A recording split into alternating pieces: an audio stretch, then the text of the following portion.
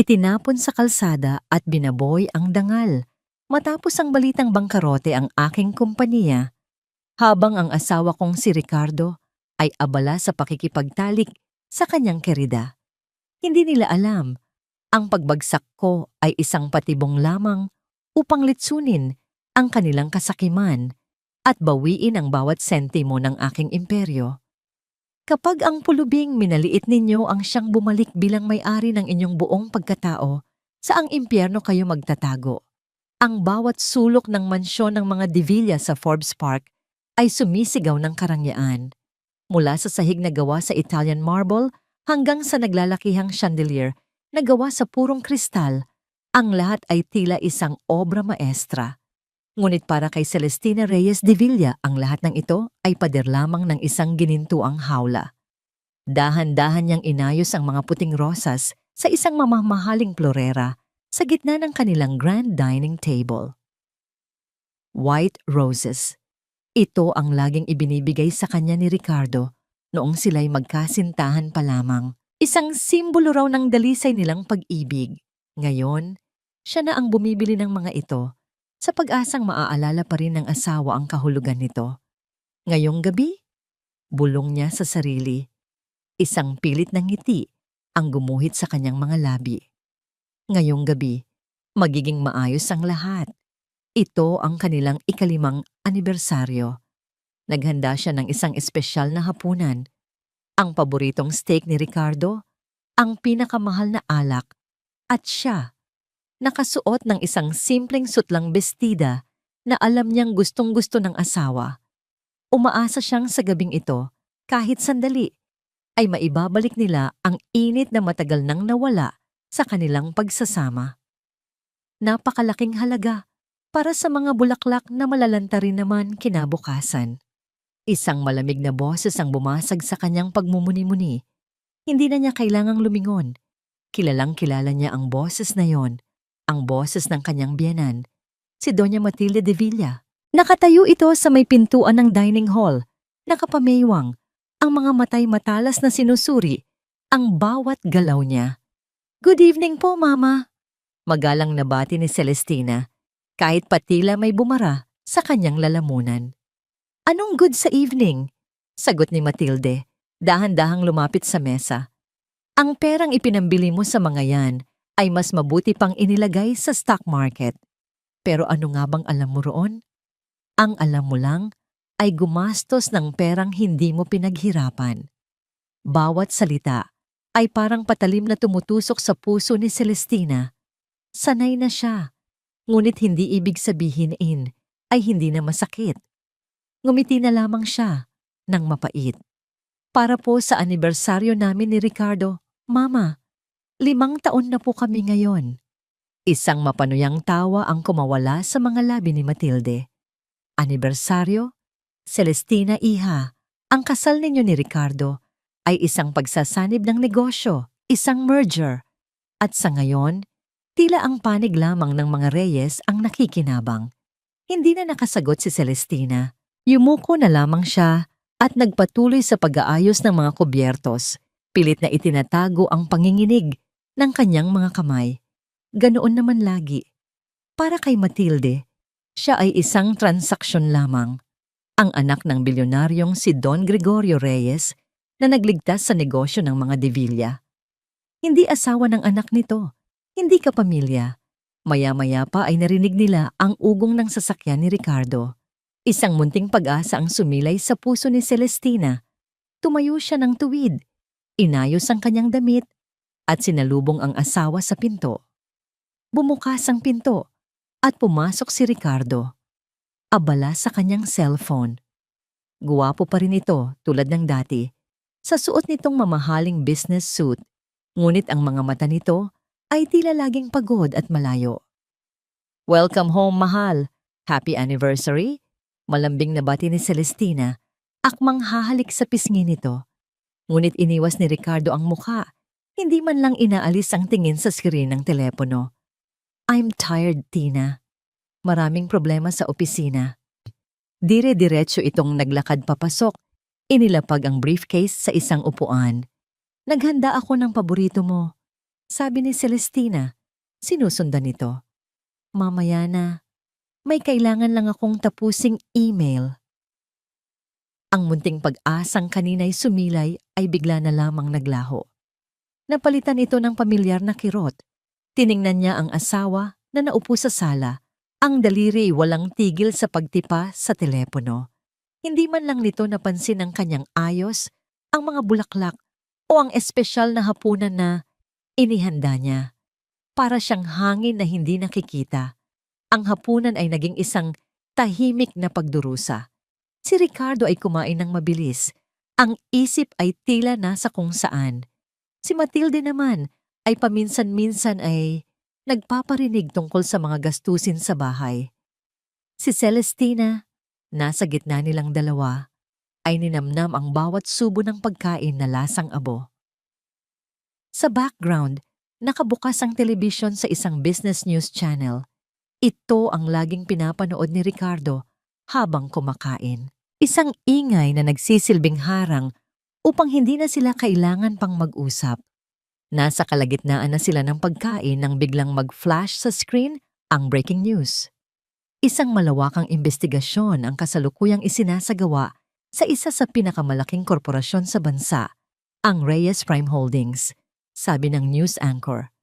Ayon sa aming source, nahaharap ang kumpanya sa posibleng pagkalugi dahil sa ilang questionable deals na natuklasan kamakailan. Natigilan si Celestina. Nabitawan niya ang kanyang kutsara at tinidor. Ang tunog ng pagbagsak nito sa plato ay tila isang malakas na kulog sa gitna ng biglaang katahimikan. Reyes Prime Holdings, ang kumpanya ng kanyang ama, ang pundasyon ng kanilang pamilya. Ang kanyang mga mata ay agad na napako sa screen, hindi makapaniwala sa naririnig. Hindi maari. Ang kanyang ama, si Don Gregorio, ay isang henyo sa pagnenegosyo. Imposibleng mangyari ito. Dahan-dahan, inilipat niya ang kanyang tingin kay Ricardo. Naghahanap ng kahit anong bahid ng suporta o pag-aalala. Ngunit ang nakita niya ay isang mukha na hindi niya makilala.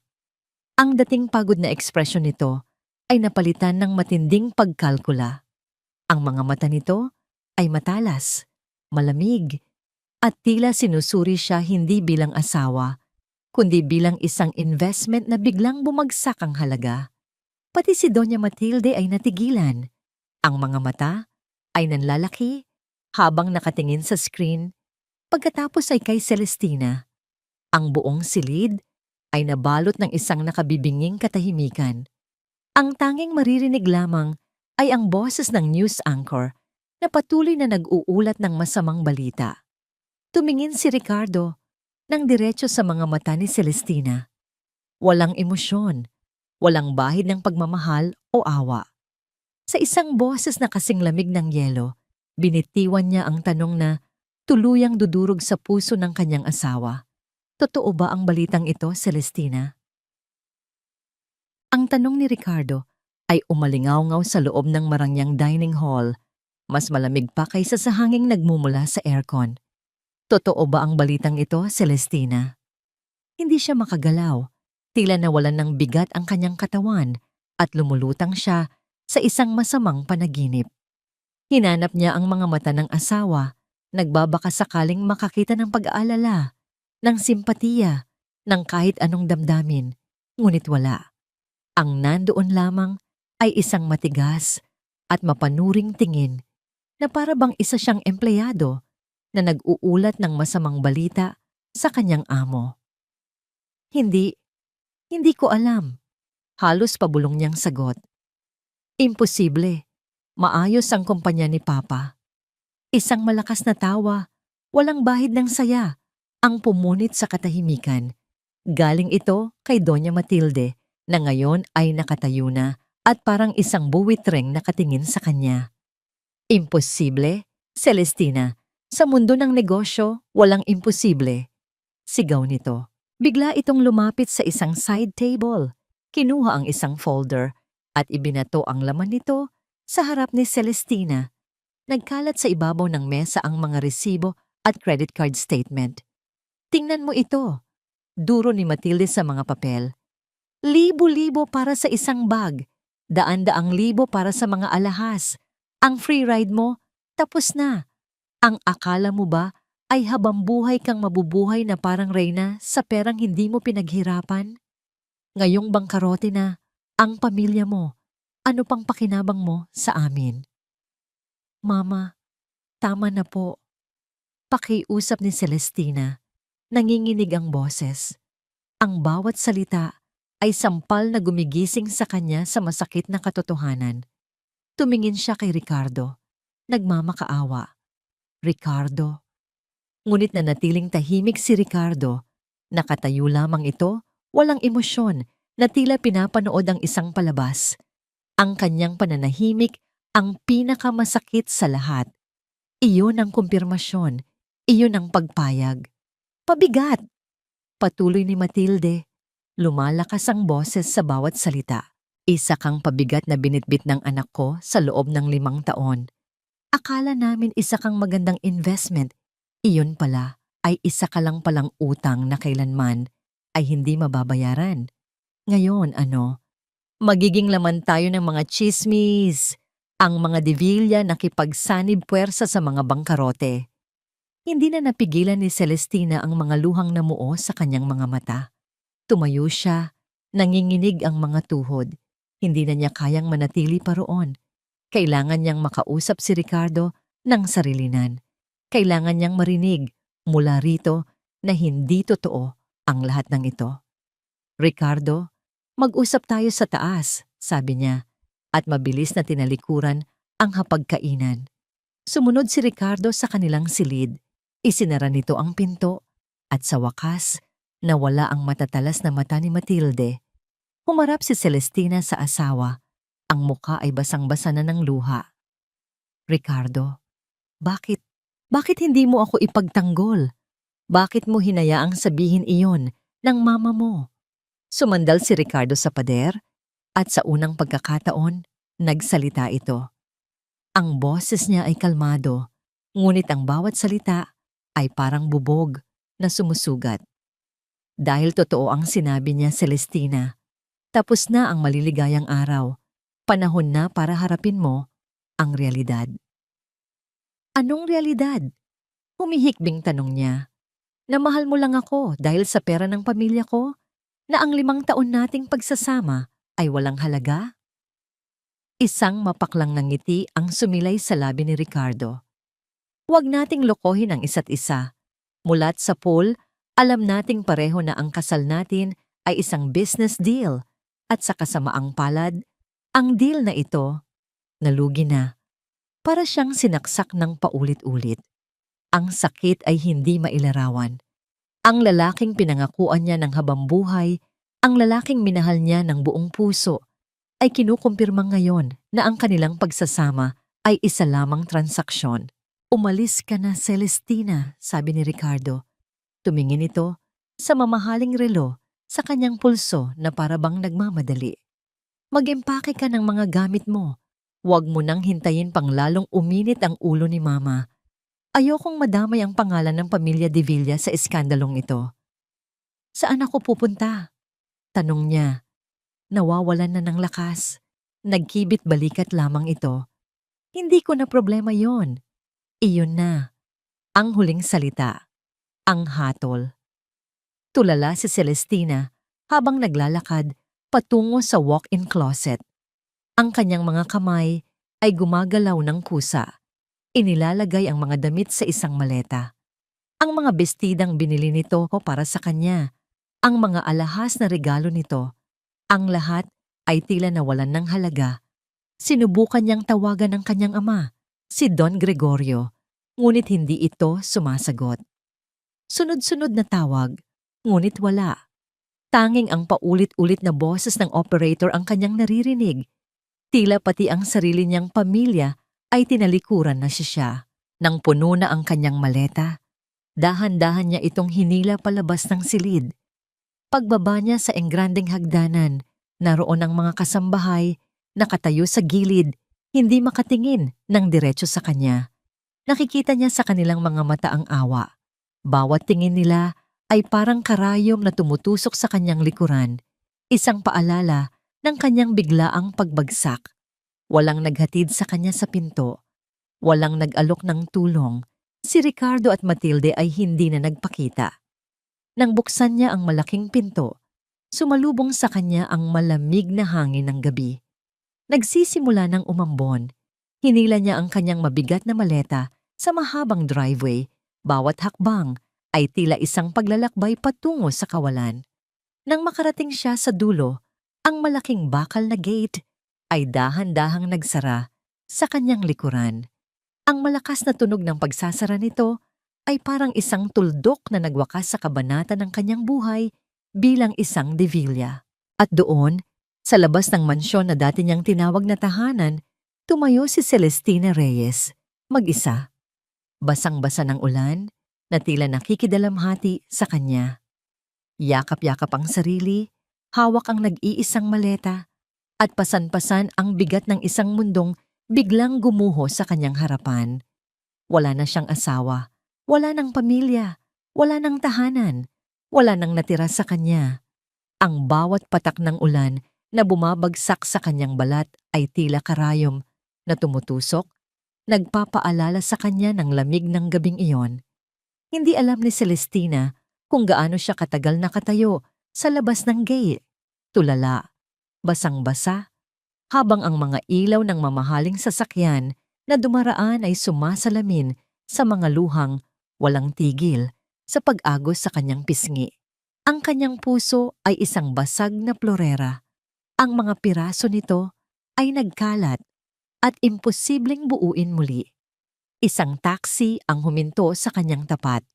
Ang driver, isang matandang lalaki, ay ibinaba ang bintana. "Miss, okay lang po kayo? Ihahatid ko na po kayo." Ang boses nito ang pumukaw sa kanya mula sa pagkakatulala. Iyon ang unang boses na narinig niya na may bahid ng kabaitan matapos ang ilang oras ng panlalamig at pagtataboy. Tumango lamang siya, hindi magawang magsalita. Tinulungan siya ng driver na isakay ang mabigat na maleta sa likod ng sasakyan. Pagpasok niya sa loob, ang amoy ng lumang air freshener at ang init mula sa makina ng sasakyan ang sumalubong sa kanya. Isang mundong napakalayo sa amoy ng leather at mamahaling pabango sa loob ng mga kotse ng mga Devilla. "Saan po tayo, ma'am?" tanong ng driver. At doon, isang alaala ang biglang pumasok sa kanyang isip. Isang bagay na halos nakalimutan na niya. Isang address sa Taguig na ibinigay sa kanya ng kanyang ama noong ikinasal siya. "Ito ang sayo, anak," sabi ni Don Gregorio noon. "Isang munting lugar na matatawagan mong sarili mo, anuman ang mangyari." Ibinigay niya ang address sa driver. Sa buong biyahe, nakatingin lamang siya sa bintana. Ang mga gusali ng Makati ay nagliliwanag sa gitna ng dilim, mga monumento ng ambisyon at kapangyarihan. Dati, ang mga ilaw na yon ay simbolo ng kanyang buhay. Ngayon, mga paalala na lamang sila ng isang mundong hindi na siya kabilang. Ang condo unit ay nasa isang simpleng gusali. Malinis, ngunit walang karangyaan. Nang buksan niya ang pinto, isang maliit na espasyo ang bumungad sa kanya. Isang sala na kasya lamang ang isang maliit na sofa, isang kusina na may kagamitang sapat lang sa isang tao, at isang silid tulugan. Ang sahig ay malamig na tiles, hindi ang malambot na carpet na kinasanayan niya. Ang hangin ay amoy alikabok, isang palatandaan na matagal na itong hindi nabubuksan. Isinara niya ang pinto at doon, sa kalagitnaan ng katahimikan at kasimplihan ng lugar, tuluyan nang bumigay ang kanyang lakas. Napaupo siya sa sahig, niyakap ang kanyang mga tuhod at humagulgol ng walang tigil. Ang lahat ng sakit, lahat ng galit, lahat ng pagtataksil, lahat ay lumabas sa anyo ng mga luhang tila walang katapusan. Nang maubos na ang kanyang luha, tumayo siya at ginala ang paningin sa lugar. Ito na ang kanyang bagong mundo. Malayo sa Forbes Park, malayo kay Ricardo, malayo sa ginintuang hawla. habang inaayos niya ang iilang damit na nadala niya sa loob ng maliit na aparador. Isang larawan ang nahulog mula sa isa sa mga bulsa ng kanyang bestida. Ito ay isang litrato nila ni Ricardo noong kanilang kasal. Nakangiti sila pareho, mga matang nangangarap ng isang magandang kinabukasan. Tinitigan niya ang mukha ni Ricardo sa litrato, ang ngiti na minahal niya, ang mga matang pinagkatiwalaan niya. Ang lahat pala ay isang kasinungalingan. Sa sobrang sakit, ibinato niya ang picture frame sa pader. Nagkapira-piraso ang salamin nito, tulad ng kanyang puso. Sa gitna ng kanyang paghihinagpis, naalala niya ang isa pang bili ng kanyang ama. Sa ilalim ng kama sa silid na ito, may isang kahon. Isang lumang kahon na may lamang mga bagay mula sa kanyang kabataan. Kinuha niya ito. Nagbabaka sakaling makahanap ng kahit anong magpapagaan sa kanyang dibdib. Sa loob ng kahon, sa ilalim ng mga lumang litrato at sulat, may isang maliit na sobre. Sa labas nito ay nakasulat ang pangalan niya sa sulat kamay ng kanyang ama. Binuksan niya ito. Sa loob ay may isang susi at isang maliit na piraso ng papel. Nakasulat dito ang pangalan ng isang bangko at numero ng isang safe deposit box. Kinabukasan, kahit mabigat ang katawan at maga ang mga mata, pinilit niyang bumangon. Nagsuot siya ng simpleng damit, itinali ang kanyang buhok, at nagpunta sa bangko. Sa bawat hakbang, naroon ang takot. Paano kung wala itong laman? Paano kung ito ay isa lamang malungkot na paalala ng isang buhay na nawala na? Nang buksan ng bank employee ang safe deposit box sa harap niya, isang makapal na folder ang tumambad sa kanya. Nanginginig ang mga kamay na kinuha niya ito. Sa loob, naroon ang mga dokumento, hindi mga sulat o alaala, kundi mga stock certificate, mga titulo ng maliliit na ari-arian, at isang bank statement para sa isang account na nakapangalan sa kanya. Hindi ito kasing laki ng yaman ng mga Reyes o ng mga De Villa, ngunit hindi rin ito maliit. Ito ay isang halaga na kayang bumuhay sa kanya. Isang emergency fund, gaya ng laging sinasabi ng kanyang ama. Isang lihim na yaman na itinago para sa kanya. Habang binabasa niya ang mga dokumento, dahan-dahang tumigil ang pag-agos ng kanyang mga luha. Ang pamilyar na talino na minana niya sa kanyang ama ay nagsimulang gumana. Ang mga numero sa papel ay hindi lamang mga numero. Ang mga ito ay oportunidad. Ang mga ito ay sandata. Ang mga ito ay pag-asa. Ang kanyang mga mata na kanina'y puno ng kalungkutan ay unti-unting nagkaroon ng bagong kislap. Isang kislap ng talino at determinasyon. Hindi pa tapos ang laban. Hindi pa siya talo. Pag-uwi niya sa kanyang maliit na apartment, mayroon ng bagong sigla sa kanyang mga kilos. Inilapag niya ang mga dokumento sa maliit na mesa. Ito ang kanyang unang hakbang. Ang unang hakbang sa pagbuo muli ng kanyang sarili. Binuksan niya ang kanyang laptop na isa sa iilang bagay na nadala niya. Habang naghihintay itong mag-boot, isang pamilyar na tunog ng email notification ang kanyang narinig. Galing ito sa isang law firm na hindi niya kilala. Binuksan niya ang email. Ang mga salita ay tila mga suntok sa kanyang mukha. Dear Mrs. De Villa, this is to formally inform you that our client, Mr. Ricardo De Villa, has filed for divorce.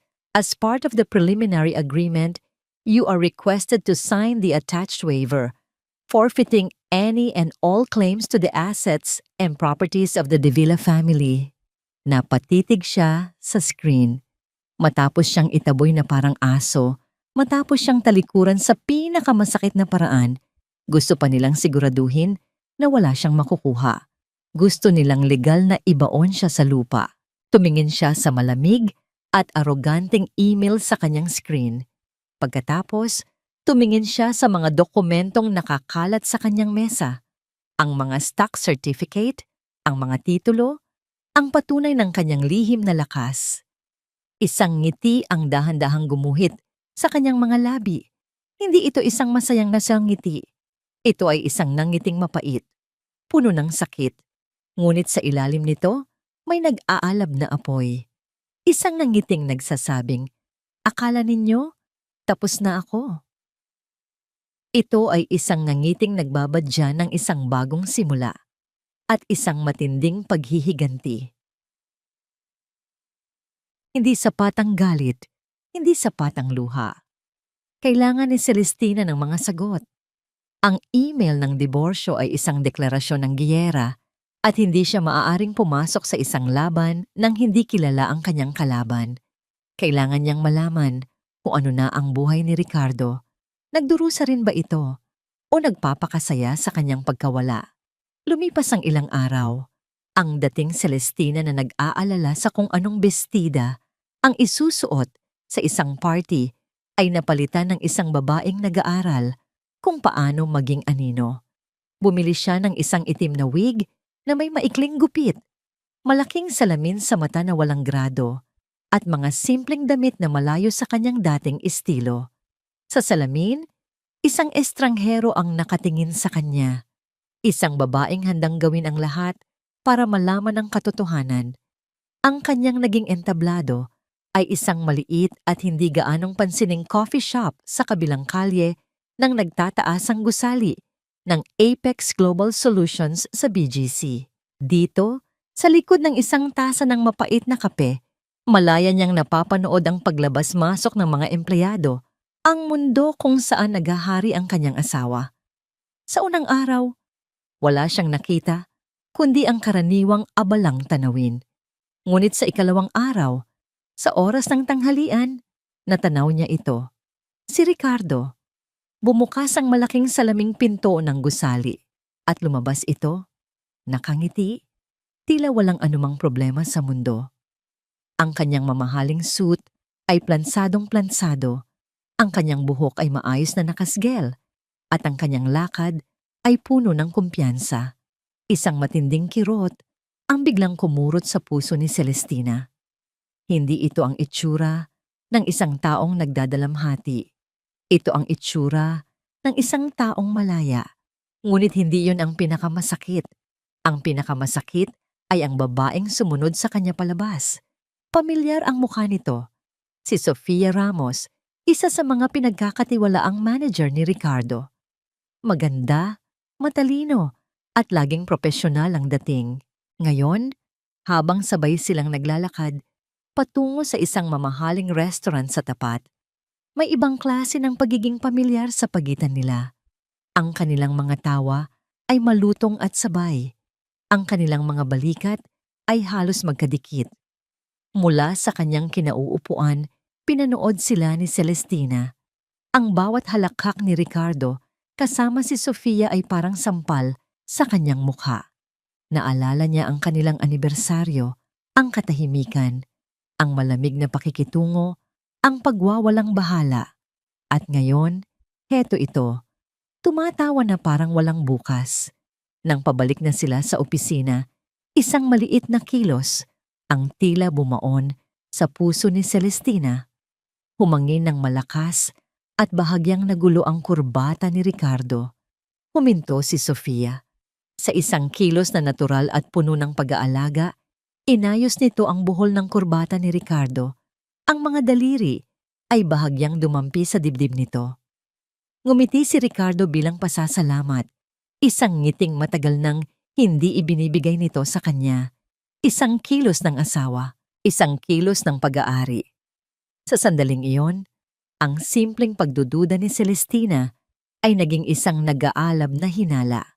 Hindi na ito tungkol sa pera. Hindi na ito tungkol sa pagkalugi ng pamilya Reyes. May mas malalim, may mas personal, may mas masakit na dahilan. Nanginig ang kanyang mga kamay habang hawak ang tasa ng kape. Ang paninibugho, isang damdaming matagal na niyang hindi naramdaman, ay gumapang sa kanyang buong katawan na parang lason. Hindi niya namalaya na napahigpit ang hawak niya sa tasa at nabasag ito sa kanyang mga kamay.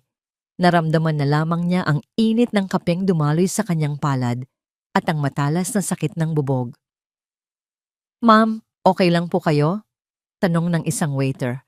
Nag-aalala. Hindi siya sumagot.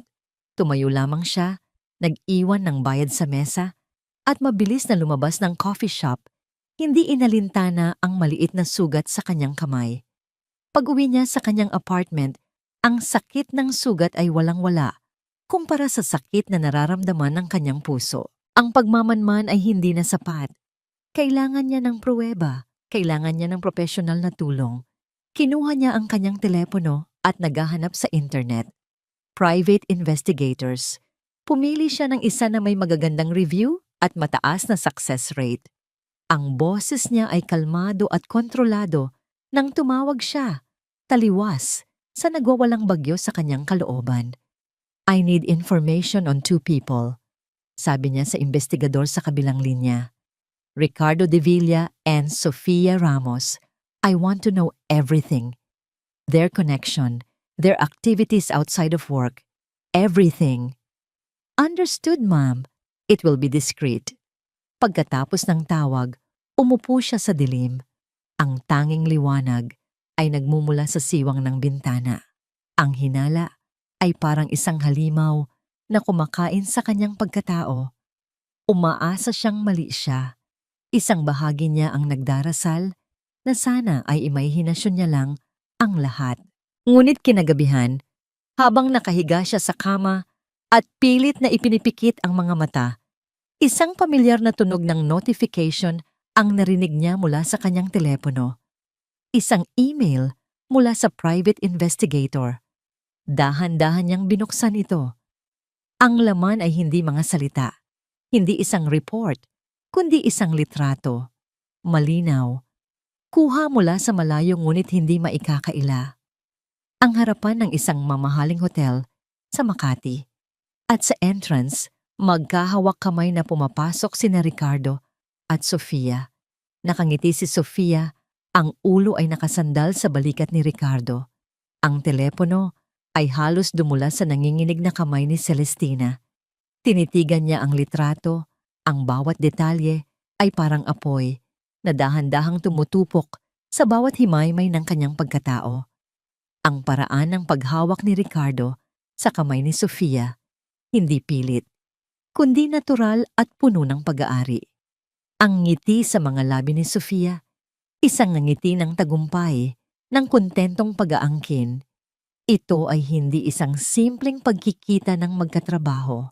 Ito ay isang larawan ng 2 taong nagmamahalan na komportable sa isa't isa, na tila matagal nang itinatago ang kanilang relasyon.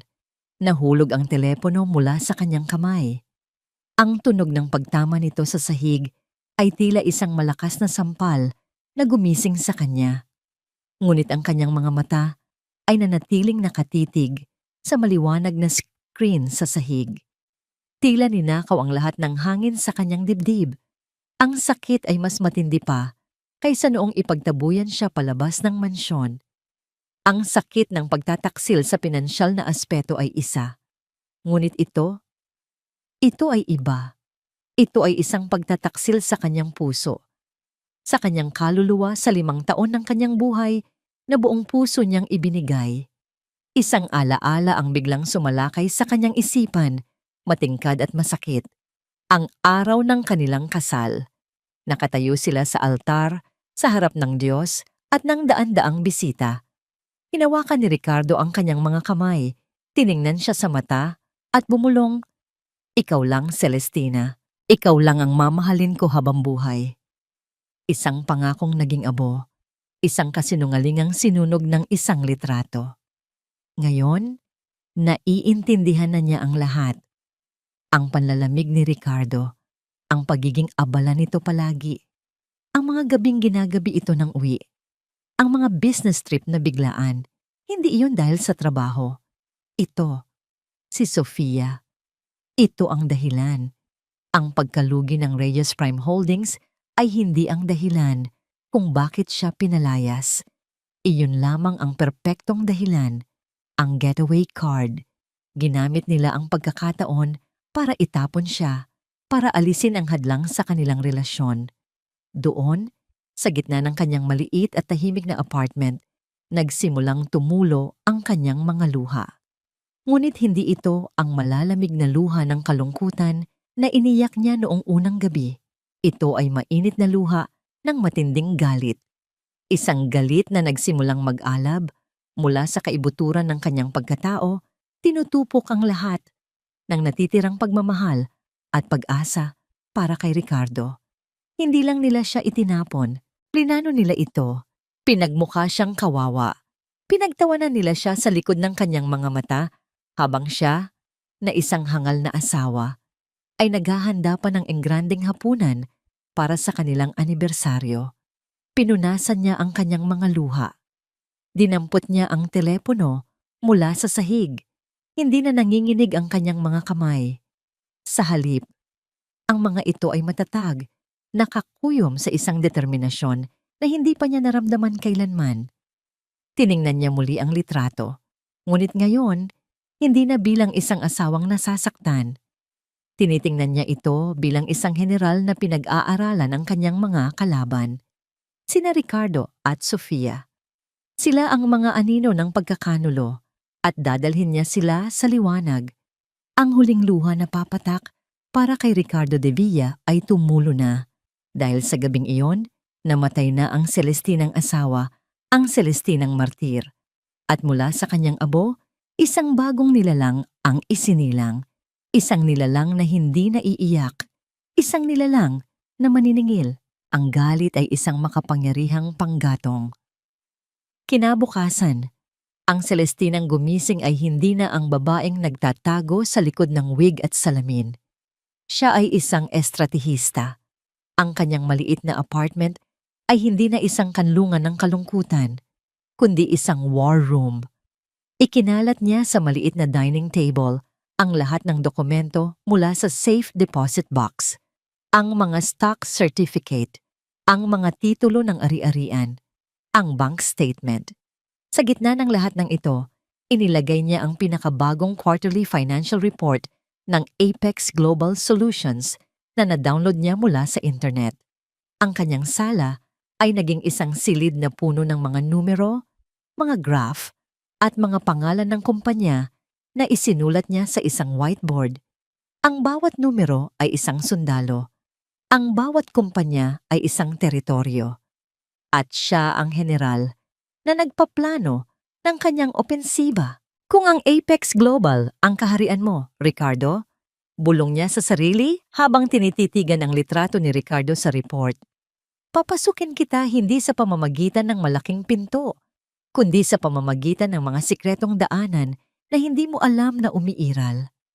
Ang kanyang unang hakbang ay gawing likido ang kanyang mga asset. Ipinagbili niya ang iilang maliliit na ari-arian na nakapangalan sa kanya at ang mga non-performing stocks. Ang lahat ng pera ay pinagsama niya sa isang account. Pagkatapos, gumawa siya ng isang bagay na itinuro sa kanya ng kanyang ama noong bata pa siya. Ang sining ng pagtatago sa likod ng mga korporasyon. Sa tulong ng isang respetadong law firm na matagal nang tapat sa pamilya Reyes, nagtayo siya ng isang shell corporation, isang kumpanyang may malinis na pangalan, walang koneksyon sa mga Reyes at tila isang bagong manlalaro lamang sa mundo ng pamumuhunan. Pinangalanan niya itong Phoenix Legacy Holdings. Phoenix, isang ibon na muling nabubuhay mula sa sarili nitong abo. At legacy, isang paalala sa lahat ng itinuro sa kanya ng kanyang ama. Gamit ang Phoenix Legacy, sinimulan niya ang kanyang tahimik na pag-atake. Gusto kong bilhin ang lahat ng available na shares ng Apex Global sa market. Pero gawin ninyo ito ng dahan-dahan. Utos niya sa kanyang stockbroker sa telepono. Ang boses niya ay kalmado, ngunit may bigat ng autoridad. Ayokong makalikha ng anumang ingay. Gamitin ninyo ang iba't ibang broker. Hati-hatiin ang pagbili. Ang gusto ko ay magmukha itong mga maliliit at hindi magkakaugnay na transaksyon. Araw at gabi, ang naging mundo niya ay ang pag-aaral sa Apex Global. Binasa niya ang bawat financial statement mula sa nakaraang 5 taon. Bawat press release, bawat balita. Kinabisado niya ang mga pangalan ng board members, ang mga major A, at ang kanilang mga kahinaan. At sa kanyang masusing pag-aaral, may napansin siyang isang paulit-ulit na pattern. Isang bagay na hindi makikita ng isang ordinaryong mambabasa ng financial report. Mayroong isang serye ng malalaking bayarin sa ilalim ng consultancy and supply services na ibinibigay sa ilang maliliit at hindi kilalang mga kumpanya. Ang mga bayarin na ito ay nagsimulang lumaki eksakto 2 taon na ang nakalipas, panahon kung kailan nagsimulang manlamig si Ricardo sa kanya. Masyadong malinis. Bulong niya habang tinitingnan ang mga pangalan ng mga supplier. Walang online presence, walang track record, mga multo. Sa gabi, habang ang buong syudad ay natutulog, si Celestina ay gising na gising. Ang kape ang naging kanyang matalik na kaibigan. Ang mga numero ang kanyang naging aliw. Naalala niya ang isang mahalagang aral mula kay Don Gregorio. Anak, ang mga numero ay hindi nagsisinungaling. Sabi nito sa kanya isang hapon habang tinuturuan siyang magbasa ng balance sheet. Ngunit marunong silang magtago ng sikreto. Hanapin mo ang kwento sa likod ng mga numero at malalaman mo ang katotohanan. Ang kwento na nakikita niya ngayon ay isang kwento ng pandaraya. Isang kwento ng pagnanakaw. Pinagsama-sama niya ang mga pangalan ng mga ghost company at sinimulan ang kanyang sariling investigasyon online. Walang masyadong impormasyon, gaya ng inaasahan niya. Ngunit nang hukayin niya ng mas malalim ang Public Business Registration Records, isang pangalan ang lumitaw bilang isa sa mga incorporator ng pinakamalaking supplier. Isang pangalan na nagpatigil sa kanyang paghinga. Hindi ito De Villa, hindi ito Ramos, ngunit ang apelyido ay pamilyar. Kinuha niya ang report ng private investigator tungkol kay Sofia Ramos. Naroon sa listahan ng mga kamag-anak nito, isang pinsan. Ang pangalan ng pinsan na yon ay eksaktong tumutugma sa pangalan ng incorporator. Isang matagumpay na ngiti ang sumilay sa kanyang mga labi. Ito na yon, ang connection, ang ebidensya. Hindi lang sila magnanakaw ng pag-ibig, magnanakaw din sila ng pera. Pera ng kumpanya. Napasandal siya sa kanyang upuan. Ang isip ay lumilipad. Ito na ang sandata na kailangan niya. Hindi lang niya sila sisirain sa mata ng publiko. Sisirain niya sila sa mundo kung saan ang reputasyon at tiwala ang pinakamahalagang yaman. Tumingin siya sa whiteboard.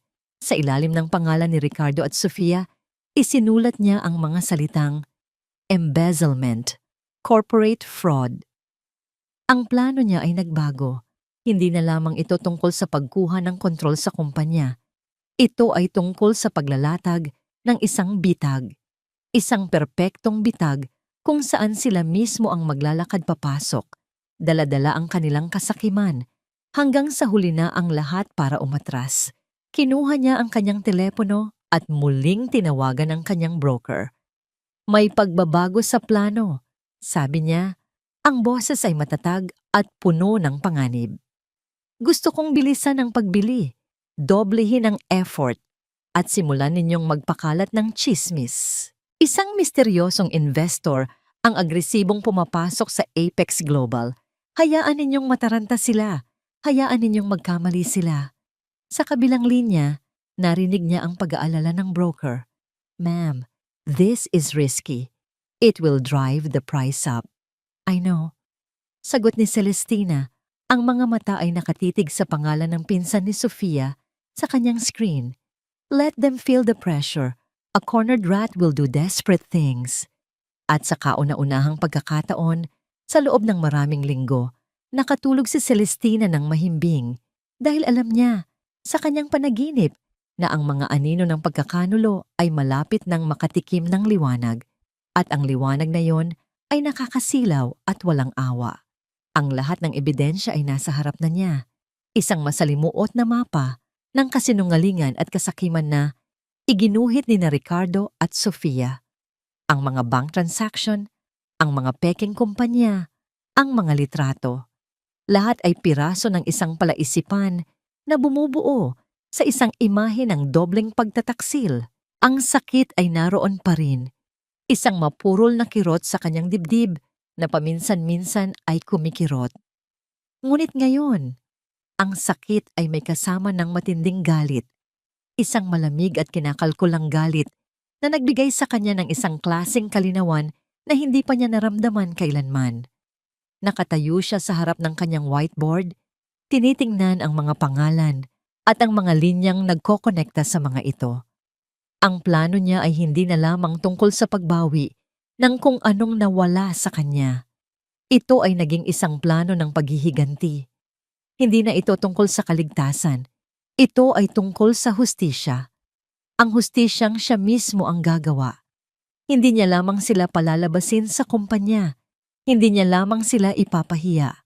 Kukunin niya ang lahat. Ang kumpanyang pinag-iinteresan nila. Ang perang ninakaw nila. Ang kapangyarihang inaasam nila. At sisirain niya sila gamit ang mismong mga bagay na iyon. Naalala niya ang mga gabing umiiyak siya. Nagtatanong sa sarili kung ano ang kanyang pagkukulang. Naalala niya ang pakiramdam ng pagiging basura nang itaboy siya palabas ng sarili niyang pamamahay. Ang lahat ng yon ay parang mga baga na patuloy na nag-aapoy sa kanyang puso, lumilikha ng isang determinasyon na gawa sa bakal. Akala mo isa lang akong palamuti, Ricardo? Bulong niya sa hangin, ang mga mata ay nakatitig sa pangalan ng asawa sa board. Isang magandang tropeyo na ipinangangalandakan mo kapag may pakinabang. Ngayon, makikita mo ang halaga ng isang palamuting binali mo. Nagsimula siyang gumalaw ng may bagong sigla. Ang bawat kilos niya ay may layunin. Nakipag-ugnayan siya sa isang kilalang white hat hacker, isang eksperto sa digital forensics na inirekomenda ng law firm ng kanyang pamilya. Kailangan kong makapasok sa internal email server ng Apex Global, sabi niya sa hacker sa isang encrypted call. Particular sa email exchange ni Ricardo de Villa at Sofia Ramos. Kailangan ko ng kopya ng lahat, lalo na ang mga may kinalaman sa mga supplier na ito. Ang paghihintay sa resulta ay isang pagsubok sa kanyang pasensya. Ngunit ginamit niya ang oras na yon para palakasin pa ang kanyang posisyon sa merkado. Ang Phoenix Legacy Holdings ay patuloy sa agresibong pagbili ng shares, lumilikha ng panik sa loob ng Apex Global, gaya ng kanyang inaasahan. Isang gabi, habang abala siya sa pag-aaral ng pinakabagong stock market data, isang secure na file ang pumasok sa kanyang email. Galing ito sa hacker.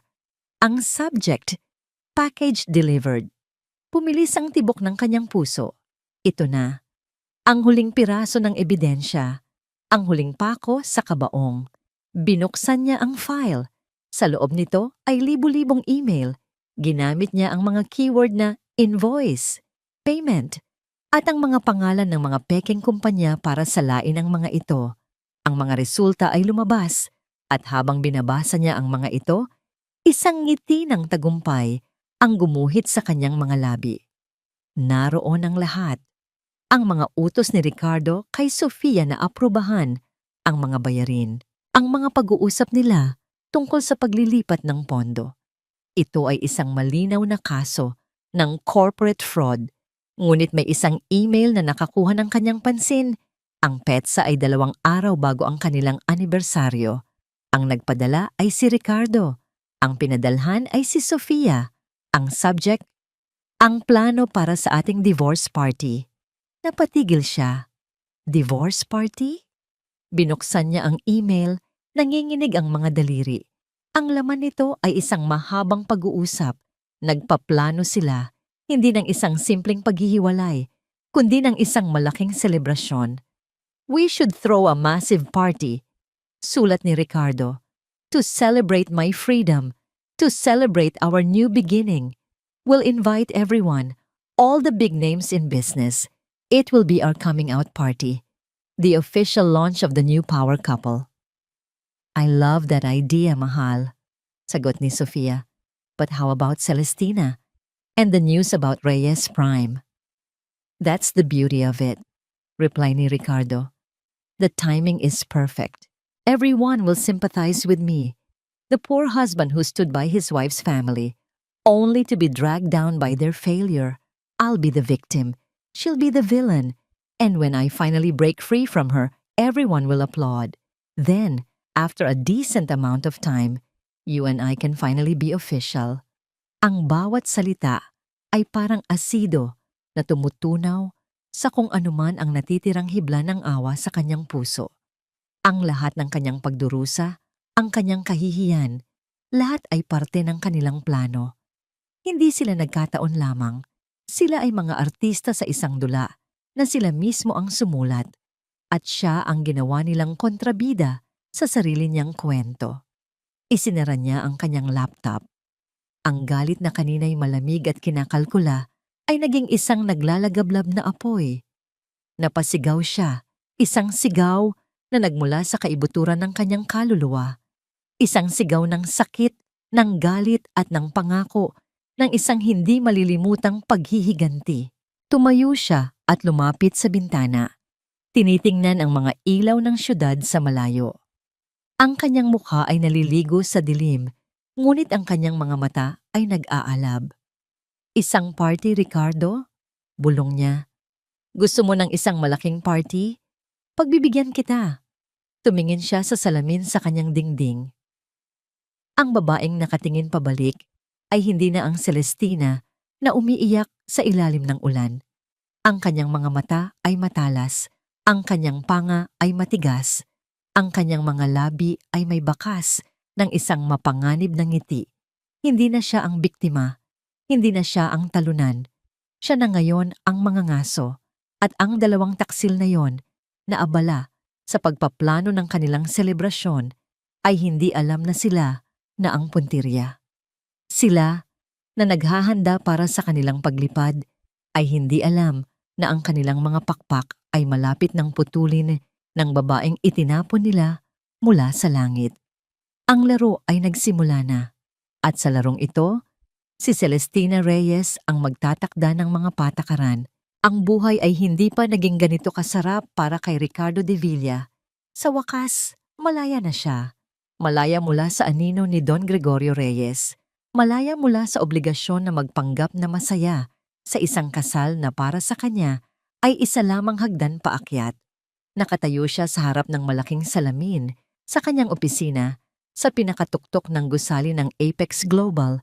Tinitingnan ng abalang syudad sa ibaba. Ito ang kanyang kaharian. At sa wakas, solo na niya ito. Perfect, bulong niya sa sarili habang inaayos ang kanyang mamahaling sutlang kurbata. Ang bawat kilos niya ay puno ng kumpiyansa. Siya ang biktima sa mata ng publiko. Ang matapat na asawa na sinubukang iligtas ang pamilya ng kanyang napariwarang asawa. Ang mga kaibigan niya sa business circle ay nagpapadala ng mga mensahe ng pakikiramay na sa likod ay may halong paghanga sa kanyang katatagan. Pumasok si Sofia sa kanyang opisina nang hindi kumakatok. Isang pribilehiyong siya lang ang mayroon. May dala itong 2 tasa ng kape. Inabot niya ang isa kay Ricardo at hinalikan ito sa pisngi. Good morning, Mr. CEO. Malambing nitong sabi. Ang boses nito ay musika sa kanyang pandinig. Isang tunog na nagpapatunay na tama ang lahat ng kanyang desisyon. Good morning, my queen. Sagot ni Ricardo, hinapit ito sa baywang. Kamusta ang paghahanda para sa ating party? Everything is set, sabi ni Sofia, ang mga mata ay nagniningning. The grand ballroom of the peninsula, the best catering. All our friends will be there. It will be the talk of the town. Nagyakapan sila, nagpapakasasa sa tagumpay. Para sa kanila, ang lahat ay nagaganap ayon sa plano. Ang pagkalugi ng mga Reyes ang biyaya na matagal na nilang hinihintay. At si Celestina? Isa na lamang siyang malayong alaala. Isang talunan na marahil ay umiiyak pa rin sa isang madilim na sulok. Wala ka na bang balita sa kanya? Tanong ni Sofia na tila nabasa ang kanyang iniisip. Umiling si Ricardo, isang mapanuyang mamangiti ang gumuhit sa kanyang labi. Wala. At wala na akong pakialam. The lawyers are handling it. Once she signs the papers, she'll be officially out of my life with nothing. Ngunit sa kabila ng kanyang kayabangan, may isang maliit na bagay na gumugulo sa kanyang isipan nitong mga nakaraang linggo. Isang bagay na pilit niyang isinasantabi. Mamaya, Sa isang emergency board meeting, ang maliit na bagay na yon ay lumaki at naging isang malaking problema. Ano ang ibig mong sabihin na hindi natin alam kung sino ang bumibili? Galit na tanong ni Ricardo sa kanilang Chief Financial Officer. Mr. De Villa, they are using multiple brokerage firms.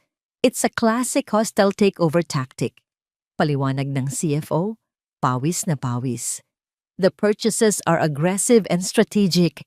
This isn't a small player. This is someone with deep pockets and a clear agenda. Isang alon ng kaba ang biglang gumapang sa dibdib ni Ricardo. Hostile takeover. Sa kanyang pamumuno, imposible. Find out who it is. Sigaw niya. Ang boses ay umaling-awngaw sa buong boardroom. I want a name. Ngunit walang pangalang lumabas. Ang misteryosong investor ay parang isang multo, isang anino na dahan-dahang sinasakop ang kanyang teritoryo. Ang presyo ng shares ng Apex ay tumataas at kasabay nito, ang pressure sa kanya. Ang mga miyembro ng board na dati humahanga sa kanya ay nagsisimula ng magpakita ng pag-aalala. Ricardo, kailangan nating gawin ang isang bagay, sabi ni Matilde sa kanya sa telepono ng gabing iyon. Ang boses ng kanyang ina ay puno ng pag-aalala na wala na ang dating kayabangan. Naririnig ko ang mga bulong-bulungan sa mga kaibigan ko. May isang malaking isda na gustong lunukin ang Apex. I'm handling it, ma, sagot ni Ricardo. Pilit na pinapakalma ang sarili. Ngunit sa loob-loob niya, ang kumpiyansa ay napapalitan na ng takot. Sino? Sino ang kalaban niya? Isa ba ito sa mga karibal niya sa industriya? Gabi-gabi, hindi na siya makatulog ng maayos. Ang bawat pagbabago sa stock market ay kanyang binabantayan. Sinubukan niyang gamitin ang kanyang mga koneksyon para alamin kung sino ang nasa likod ng Phoenix Legacy Holdings, ngunit lahat ay bumabalik na bigo. Ang kumpanya ay parang isang pader na hindi mapasok. Ricardo, napapansin ko, palagi ka ng balisa, sabi ni Sofia isang gabi habang naghahaponan sila. Hinawakan nito ang kanyang kamay. Huwag kang mag-alala. Malalagpasan din natin ito. Pagkatapos ng party, magiging mas maayos ang lahat. Tumango lamang si Ricardo, ngunit ang kanyang isip ay nasa kung saan. Ang party. Oo, ang party. Iyon ang kailangan niya. Isang gabi para ipakita sa lahat na siya pa rin ang may kontrol, na malakas pa rin siya, na hindi siya natitinag. Ngunit isang hapon, habang abala siya sa kanyang opisina, isang balita ang dumating na halos magpatigil sa kanyang paghinga. Sir? Sabi ng kanyang sekretarya sa intercom. Ang boses ay nanginginig. Tumawag po ang legal department, ang Phoenix Legacy Holdings. Nakakuha na sila ng sapat na shares para humingi ng isang pwesto sa board of directors. Nabitawan ni Ricardo ang ballpen na hawak niya. Isang pwesto sa board. Ibig sabihin, malapit na. Malapit na siyang makaharap kung sino man ang multong ito na sumisira sa kanyang perpektong mundo.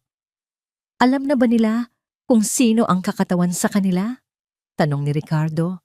Ang lalamunan ay tuyong-tuyo. Hindi pa po, sir, sagot ng sekretarya.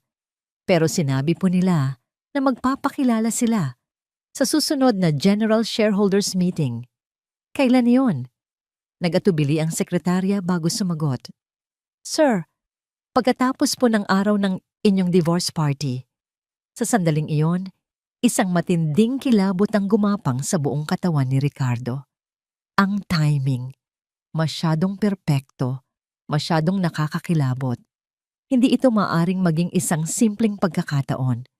Tumingin siya sa labas ng bintana, sa syudad na dati tinitingnan niya ng may pagmamay-ari. Ngayon, ang syudad ay tila isang malaking bitag at pakiramdam niya, ang mga pader ay dahan-dahang sumasara sa kanya. Ang kayabangan ay unti-unting napapalitan ng isang damdaming matagal na niyang hindi naramdaman. Takot. Ang balita na nakakuha na ng pwesto sa board ang Phoenix Legacy ay mabilis na kumalat. Para kay Celestina, ito ay isang tagumpay, ngunit kasabay nito ay isang malaking panganib. Alam niyang sa puntong ito, gagawin ni Ricardo ang lahat para pigilan siya. Ang laro ay naging mas delikado. Nakatanggap siya ng isang tip mula sa kanyang pinagkakatiwalaang source sa loob ng Apex Global. May isang malaking ari-arian ng kumpanya, isang lupain sa Laguna na may malaking potensyal na bigla ang inilagay sa bentahan.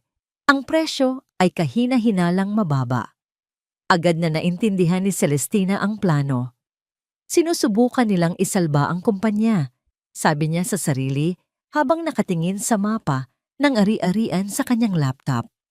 O mas masahol pa, sinusubukan nilang ilipat ang mga asset ng kumpanya bago pa man ako makapasok.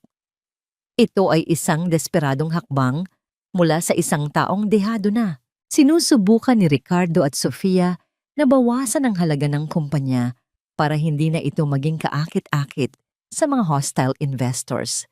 Isa rin itong paraan para makalikom ng pondo at posibleng itago ang mga ninakaw nila. Kung maibebenta ang lupain, malaking dagok ito sa kanyang plano. Ang halaga ng kanyang mga pinaghirapang shares ay babagsak.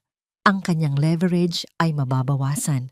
Pakiramdam niya ay nauubusan na siya ng oras. Ang pader na itinayo niya sa paligid ng kanyang mga kaaway ay tila nagkakaroon ng bitak.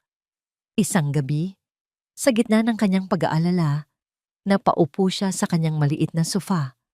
Ramdam na ramdam ang pagod. Sa unang pagkakataon, mula nang magsimula ang lahat, naramdaman niya ang pagdududa. Kaya ko ba ito? Paano kung magkamali ako? Paano kung sa huli, ako pa rin ang matatalo? Sa gitna ng kanyang pag-iisip, isang katok sa pinto ang bumasag sa katahimikan. Isang katok na formal at tiyak. Hindi niya inaasahan ang sinuman. Nag-aalangan siyang lumapit sa pinto. Ang puso ay kumakabog. "Sino yan?" tanong niya. "Anak." Isang salita lamang, ngunit sapat na iyon para mapatigil ang kanyang mundo. Ang boses na yon. Ang boses na matagal na niyang hindi naririnig. Ang boses na hinahanap-hanap niya noong gabing ipagtabuyan siya. Ang boses ng kanyang ama. Dali-dali niyang binuksan ang pinto. At doon, nakatayo sa labas ng kanyang maliit na apartment, ay si Don Gregorio Reyes. Nakasuot ito ng simpleng polo shirt at slacks, ngunit ang tindig nito ay nananatiling puno ng kapangyarihan at awtoridad. Ang kanyang buhok ay medyo pumuti na, ngunit ang kanyang mga mata ay matalas pa rin tulad ng dati. "Papa?" Bulong ni Celestina, hindi makapaniwala. Isang maliit na ngiti ang sumilay sa labi ni Don Gregorio. "Pwede bang pumasok ang bangkarote mong ama?" Niyakap niya ng mahigpit ang kanyang ama. Ang lahat ng lakas na pinilit niyang itayo sa loob ng mga linggo ay tila gumuho. Muli siyang naging ang maliit na batang babae na tumatakbo sa kanyang ama para sa proteksyon. "Bakit ngayon ka lang? Tinawagan kita." Akala ko, shhh, sabi ni Don Gregorio, hinahaplos ang kanyang buhok. "Alam ko, at patawarin mo ako anak. Kailangan mong pagdaanan ito ng mag-isa sa simula. Kailangan mong mahanap ang sarili mong lakas. Nang maghiwalay sila sa pagkakayakap, iginiya siya ng kanyang ama, papasok. Umupo ito sa maliit na sofa na tila ito ay isang trono. Tiningnan nito ang whiteboard na puno ng kanyang mga sulat, ang mga financial report sa mesa. "I'm impressed," sabi ni Don Gregorio. Ang mga mata ay may bahid ng paghanga. "You did all of this on your own. You are indeed my daughter." Ang balita, ang pagkalugi. "Totoo ba, Papa?" Umiling si Don Gregorio. At sa mga sumunod na minuto, isinalaysay niya ang lahat. Ang katotohanan. Ang balita tungkol sa pagkalugi ng Reyes Prime Holdings ay hindi totoo. Ito ay isang kalkuladong plano na siya mismo ang gumawa. Isang corporate stress test. May mga traidor sa loob ng kanyang kumpanya, mga taong matagal na niyang pinaghihinalaan. Ginamit niya ang pekeng balita para lumabas ang mga ito sa kanilang pinagtataguan. At kasabay nito, gusto niyang subukan ang lalaking pinakasalan ng kanyang anak. Matagal ko nang hindi gusto si Ricardo para sa'yo. Pag-amin ni Don Gregorio, nakikita ko ang kasakiman sa kanyang mga mata. But you loved him, so I gave him a chance. I gave him the longest rope, hoping he wouldn't hang himself with it. But he did. Nakinig si Celestina. Bawat salita ay dahan-dahang binubuo muli ang kanyang mundo. Hindi siya iniwan. Hindi siya pinabayaan. Pero bakit hindi ninyo sinabi sa akin? Tanong niya. Ang sakit ng nakaraang pag-iisa ay naroon pa rin. Dahil alam kong kaya mo, Celestina, sabi ng kanyang ama. Ang boses ay puno ng tiwala. I can always fight your battles for you. But if I did, you would never learn how to fight for yourself. I raised you to be a queen, not a princess waiting to be rescued, and you have proven me right. Itinuro nito ang whiteboard. Ang plano mong ito, it's brilliant, but it has a flaw. You are running out of capital, kaya ako narito. Kinuha ni Don Gregorio ang isang itim na briefcase na dala nito. Binuksan niya ito. Sa loob ay hindi pera, kundi isang folder. Inilapag niya ito sa mesa. Ang lupain sa Laguna na gusto nilang ibenta, sabi ni Don Gregorio. Basahin mo ang nasa loob. Binuksan ni Celestina ang folder. Sa loob ay mga dokumento, mga titulo ng lupa, nakapangalan sa isang kumpanyang hindi niya kilala. Bago pa man naging pag-aari ng Apex ang lupaing iyan, paliwanag ni Don Gregorio. Ang karapatan sa lahat ng mineral at tubig sa ilalim ng lupaing iyan ay matagal ng pag-aari ng isang holding company ko. Hindi nila ito alam. Ibig sabihin, maaari nilang ibenta ang lupa, ngunit hindi nila magagalaw ang tunay na yaman nito. At ngayon, ang karapatang iyon, ibinibigay ko sa Phoenix Legacy Holdings. Napatingin si Celestina sa kanyang ama. Ang kanyang mga mata ay nanlalaki sa pagkamangha. Ito na ang baraha na tatapos sa laro. Ang alas. Hindi na natin kailangang pigilan ng bentahan, sabi ni Don Gregorio. Isang matalinong nganong ngiti ang gumuhit sa kanyang labi. Hayaan mo silang ibenta ito. At kapag tapos na ang lahat, kapag hawak na ng bagong may-ari ang titulo, saka natin ipapaalam sa kanila na ang binili nila ay isang walang kwentang piraso ng lupa. Ang gulo na idudulot niyon, wawasak sa reputasyon ni Ricardo. Sabi ni Celestina, ang isip ay tumatakbo na. Exactly. Sabi ni Don Gregorio, checkmate. Tumayo ito, handa nang umalis. Handa ka na ba, anak? Ang party ng diborsyo na yon, gawin natin itong entablado para sa iyong pagbabalik. Pero Papa, paano kung... Pinutol siya ng kanyang ama. Walang paano kung. Mula sa likod sinusuportahan kita. Ang buong lakas ng Reyes Prime Holdings ay nasa likod mo. Ngunit sa entabladong yon, ikaw ang bida. Ikaw ang maghahatid ng huling hatol.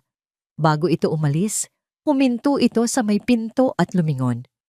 Nagpadala na ako ng mga imbitasyon sa lahat ng mahalagang tao sa mundo ng negosyo na kilala ko. Gusto nilang lahat na makita ang pagbabalik ng isang Reyes. Naiwan si Celestina sa gitna ng kanyang apartment, hawak-hawak ang folder. Ang pagdududa na kanina'y gumugulo sa kanya ay naglaho na. Ang pagkabigo ay napalitan ng hindi matatawarang lakas. Hindi na siya nag-iisa. Tumingin siya sa labas ng bintana. Ang bagyo ay paparating at siya ang nasa gitna nito. Kalmado, handa, at may hawak na kidlat. Ang mga araw bago ang party ay parang isang tahimik na bagyo. Ang hangin ay mabigat sa mga hindi sinasabing salita at mga nakatagong plano. Para sa dalawang panig, ito ang bisperas ng kanilang pinakamalaking laban. Sa panig ni Ricardo. Sa suite ni Ricardo sa isang 5-star hotel, ang hangin ay puno ng amoy ng mamahaling pabango at kayabangan. Nakatayo siya sa harap ng isang full-length mirror, pinagmamasdan ang kanyang refleksyon. Ang kanyang tuxedo ay gawa ng isang sikat na Italian designer. Perpekto ang lapat sa kanyang katawan. Sa kanyang pulso ay isang bagong-bagong gintong relo. Regalo mula kay Sofia. Ano sa tingin mo? Tanong niya kay Sofia na nakaupo sa kama. Pinapanood siya. You look powerful. Sagot ni Sofia. Ang mga mata ay sumasamba. Para kang isang hari na handa ng bawiin ang kanyang kaharian. Ngumiti si Ricardo. Ito mismo ang gusto niyang maramdaman. Hari, ang party na ito ang kanyang koronasyon. Ang gabi kung saan ipapakita niya sa buong mundo na ang paghihiwalay kay Celestina ay ang pinakamagandang desisyon na ginawa niya. Natanggap ko na ang final list ng mga bisita, sabi ni Sofia. Kinuha ang isang tablet. Halos lahat ng malalaking pangalan sa industriya ay darating. This is our night, Rick, ang simula ng De Villa Ramos Empire. Ngunit sa likod ng kanyang nangiti, may isang maliit na tinik na patuloy na tumutusok sa isipan ni Ricardo. Ang Phoenix Legacy Holdings, ang multo na hindi pa rin nagpapakita ng muka. Pilit niyang iwinawaksi ang kaba, sinasabi sa sarili na isa lamang itong pagsubok. Matapos ang gabing ito, haharapin niya ang problemang iyon ng may bagong lakas at suporta mula sa lahat. Relax, mahal, sabi ni Sofia, lumapit at inayos ang kanyang bowtie. Kalimutan mo muna ang trabaho. Ngayong gabi, tayo ang bida. Walang sino man ang makakasira nito. Hinawakan ni Ricardo ang kamay ni Sofia at hinalikan ito. Tama ka. Ngayong gabi, magdiriwang tayo. Ngunit sa kanyang mga mata, may isang bahid ng anino na hindi maikukubli. Isang pag-aalinlangan na nagsasabing ang laban ay hindi pa tapos. Sa panig ni Celestina. Sa kanyang maliit na apartment sa Taguig, ang kapaligiran ay ibang-iba. Tahimik, kalmado, puno ng kinakalkulang enerhiya. Walang mamahaling champagne, walang mga katulong na nag-aabala. Tanging si Celestina lamang nakatayo sa harap ng kanyang sariling salamin. Ang kanyang whiteboard ay malinis na, nabura na ang lahat ng mga pangalan at diagram. Ang lahat ng impormasyon ay nasa kanyang isipan na, nakatatak na parang isang blueprint. Ang kanyang mga ebidensya ay nakaayos na sa isang secure na digital file, handa nang ipakita sa tamang oras. Sa ibabaw ng kanyang kama ay nakalatag ang kanyang sandata para sa gabing iyon. Hindi ito isang baril o isang patalim, kundi isang damit. Isang midnight blue evening gown na ipinadala ng kanyang ama. Simple ang hiwa nito ngunit gawa sa pinakamahal na sutla, kumikinang na parang kalangitan sa gabi. Ito ay isang damit na sumisigaw ng kapangyarihan nang hindi nagsasalita. Hinawakan niya ang malamig na tela. Naalala niya ang Celestina na nag-aayos ng puting rosas, umaasa sa atensyon ng kanyang asawa. Ang babaeng yon ay matagal nang wala. Ang babaeng haharap sa kanila ngayong gabi ay ibang-iba. Tumunog ang kanyang telepono. Isang mensahe mula sa kanyang ama. Nakahanda na ang lahat. Ang entablado ay sayo. Huwag kang matakot. Nasa likod mo lang ako. Isang maliit na ngiti ang sumilay sa kanyang labi. Hindi siya natatakot. Sa katunayan, may isang klaseng pananabik siyang nararamdaman. Ang pananabik ng isang manlalaro ng chess na malapit nang sabihin ang checkmate. Sinimulan niyang ayusin ang kanyang sarili. Ang kanyang buhok ay simple, ngunit elegante. Ang kanyang makeup ay minimal, ngunit nagpapatingkad sa talas ng kanyang mga mata. Hindi niya kailangan ng maraming palamuti. Ang tanging alahas na isinuot niya ay isang pares ng hikaw na diamante. Ang huling regalo ng kanyang ina bago ito pumanaw, isang paalala kung kaninong dugo ang nananalaytay sa kanyang mga ugat. Nang matapos siya, tiningnan niya ang kanyang refleksyon. Ang babae sa salamin ay kalmado. Ang kanyang mga mata ay malalim at hindi mabasa. Mayroon siyang tindig ng isang reyna. May kumatok sa pinto. Nang buksan niya ito, isang lalaking nakauniporme ang naghihintay. Ma'am Celestina? Pinapasundo po kayo ni Don Gregorio. Sa labas, isang itim at makintab na sasakyan ang naghihintay, hindi isang taxi. Dahan-dahan siyang pumasok sa loob. Habang umaandar ang sasakyan, papalayo sa kanyang maliit na apartment at pabalik sa mundong dati niyang kinabibilangan, isang huling bagay ang kanyang ginawa. Kinuha niya ang kanyang telepono at tiningnan ang litrato ni na Ricardo at Sofia na magkahawak kamay. Dati, ang litratong ito ay nagdudulot sa kanya ng matinding sakit. Ngayon, tinitingnan niya ito ng walang emosyon. Ito ay isang paalala lamang, isang paalala ng kanyang misyon. Idinikit niya ang kanyang noo sa malamig na salamin ng bintana. Pinapanood ang mga ilaw ng syudad na dumaraan. Ang bawat ilaw ay parang isang bituin na nagbabadya ng isang malaking kaganapan. Maya-maya, isang maliit na kahon na nakapatong sa upuan, sa tabi niya ang kanyang napansin. Mayroon itong isang maliit na card. Binuksan niya ito. Mula sa kanyang ama. Panahon na para bawiin mo ang lahat, anak. Binuksan niya ang kahon. Sa loob, isang napakagandang kwintas na may pendant na hugis phoenix, kumikinang sa ilalim ng ilaw. Isinuot niya ito. Ang malamig na metal sa kanyang balat ay isang pangako. Isang pangako ng pagbagsak at isang pangako ng muling pagkabuhay. Ang bagyo ay hindi na paparating. Ang bagyo ay naririto na. Ang Grand Ballroom ng The Peninsula Manila ay nag-uumapaw sa karangyaan.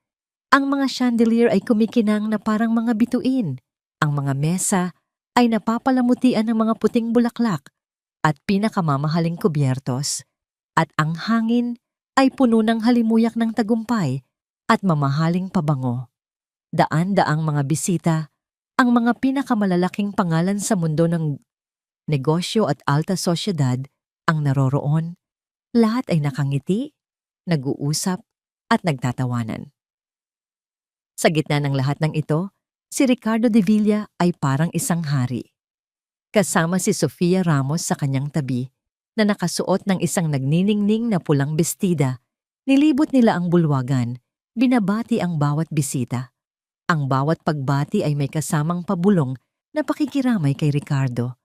At bawat isa ay sinasagot niya ng isang malungkot, ngunit matatag na ngiti.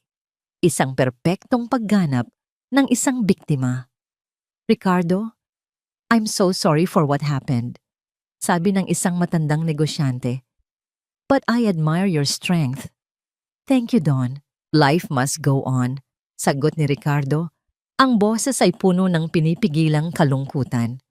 Samantala, sa isang sulok, si Doña Matilde de Villa ay abala sa pagtanggap ng papuri mula sa kanyang mga amiga. Napakagwapo ng anak mo, Matilde. At itong si Sofia, napakabait na bata. Bagay na bagay sila. Salamat. Sa wakas, nahanap na ni Ricardo ang kaligayahang nararapat para sa kanya. Sagot ni Matilde. Ang boses ay puno ng pagmamalaki, habang pasimpleng tinitingnan si Sofia na para bang isa itong tropeyo. Nang dumating ang tamang oras, umakyat si Ricardo sa entablado. Tumahimik ang lahat. Ang mga ilaw ay bahagyang humina at isang spotlight ang tumutok sa kanya. Kinuha niya ang mikropono. Good evening, everyone. Panimula niya. Ang kanyang boses ay malumanay, ngunit naririnig sa bawat sulok ng bulwagan. Thank you all for coming tonight.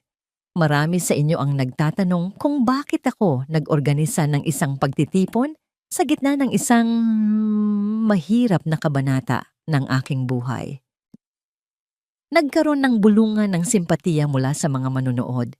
I am here tonight not to mourn, but to celebrate. Patuloy niya. To celebrate new beginnings. To celebrate freedom. Freedom from a past that has done nothing but pull me down. Ang mga salita niya ay maingat na pinili. Walang binabanggit na pangalan. Ngunit malinaw kung sino ang kanyang tinutukoy. Dumating ang isang punto kung saan kailangan mong bitawan ang isang pabigat. Gaano man ito kumikinang sa panlabas. Para makalipad ka. Isang palakpakan ng umugong. Ngumiti si Ricardo. Ito na. ang kanyang tagumpay. Tumingin siya kay Sofia na nakatingin sa kanya ng may paghanga. Tumingin siya sa kanyang ina na halos maiyak sa pagmamalaki. Ngunit habang nagpapatuloy siya sa kanyang talumpati, ang malaki at marangyang pinto sa likod ng bulwagan ay dahan-dahang bumukas. Sa simula, walang nakapansin. Ngunit ang liwanag mula sa labas ay lumikha ng isang silweta, isang figura na dahan-dahang humahakbang papasok. Ang tunog ng kanyang mga takong sa marmol na sahig ay tila isang mabagal at sinasadyang ritmo. Isang tunog na pumutol sa daloy ng pananalita ni Ricardo. Unti-unting napalingon ang mga ulo.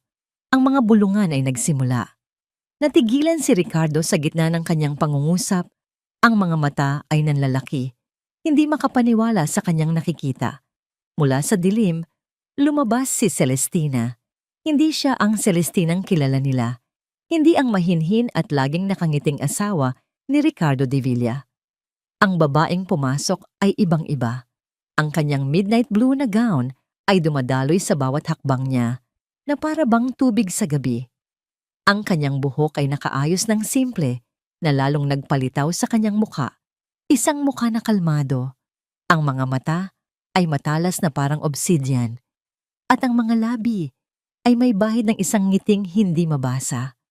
Sa kanyang leeg, ang kwintas na phoenix ay kumikinang, sumasabay sa bawat tibok ng kanyang puso. Naglakad siya sa gitna ng pasilyo na ginawa ng mga naguguluhang bisita. Ang bawat hakbang niya ay puno ng layunin. Ang bawat tingin niya ay diretso. Ang kanyang presensya ay agad na pumuno sa buong silid na para bang isang reyna na naglalakad sa kanyang korte. Ang lahat ng ingay ay namatay. Ang lahat ng atensyon ay nasa kanya. Natigilan si Ricardo sa entablado. Ang mikropono ay halos malaglag sa kanyang kamay. Ang nangiti ay nawala sa kanyang mukha, napalitan ng pagkabigla at hindi maipaliwanag na takot. Si Sofia, na kanina'y nakangiti, ay biglang namutla. At si Doña Matilde, na nasa kanyang mesa, ay napatayo. Ang mga mata ay nanlilisik sa galit. Anong ginagawa ng babaeng yan dito? Narinig niyang bulong nito sa sarili.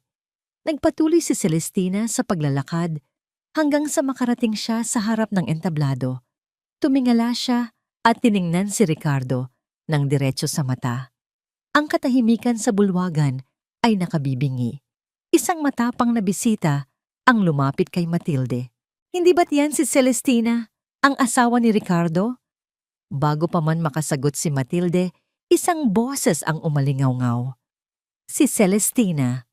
Kinuha niya ang mikropono mula sa isang event host na natulala sa gilid. "Good evening," sabi niya.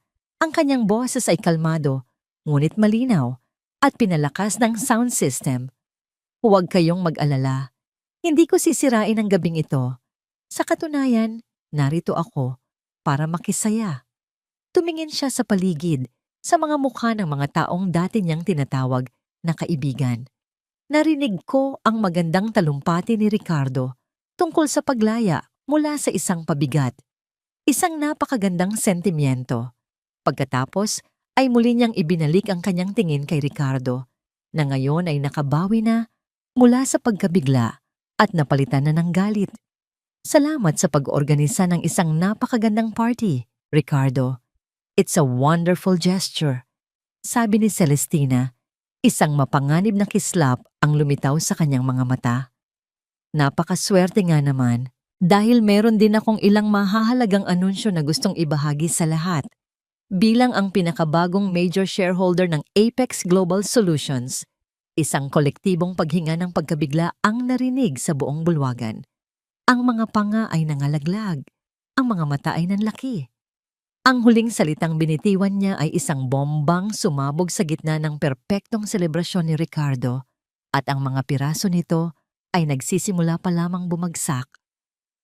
Ang mga salita ni Celestina ay nanatiling nakabitin sa hangin, mabigat at puno ng banta. "Major shareholder," dalawang salita na gumimbal sa buong bulwagan at sumira sa pundasyon ng mundo ni Ricardo de Villa. "Anong pinagsasasabi mo?" Sigaw ni Ricardo mula sa entablado. Ang pagkukunwaring kalmado ay tuluyan ng naglaho. Security! Ilabas ang babaeng yan dito.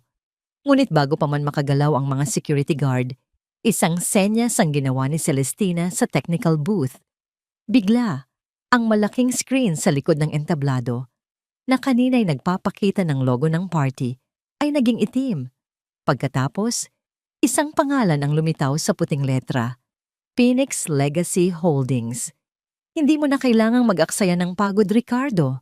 Sabi ni Celestina, ang kanyang boses ay nananatiling matatag sa gitna ng nagkakagulong bulungan.